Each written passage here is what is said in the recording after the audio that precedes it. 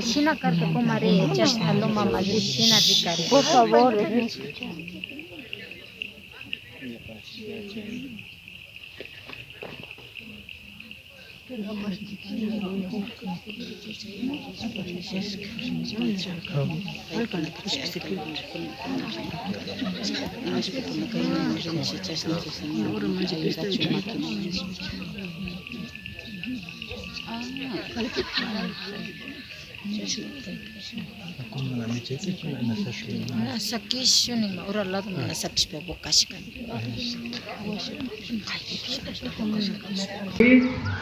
Y le lleva para atrás. Sí, correcto. Arriba, abajo. Abajo, arriba. Abajo. Paso básico, marcha. Marcha. Marcha. Marcha.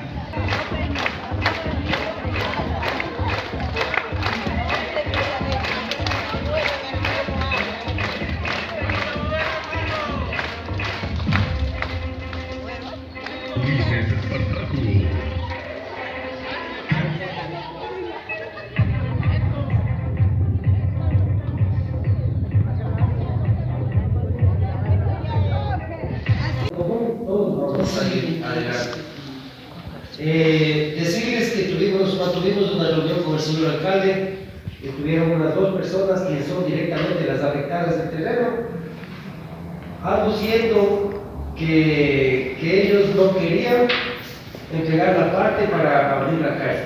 Entiendo que se llama la calle actual, es que él no puede intervenir en terrenos privados, pero él les pidió que si es que le hacen una declaratoria de utilidad pública, él, una vez que la declaratoria esté firmada con el cese de terrenos, él enseguida mandaba la maquinaria para que esta calle se abra.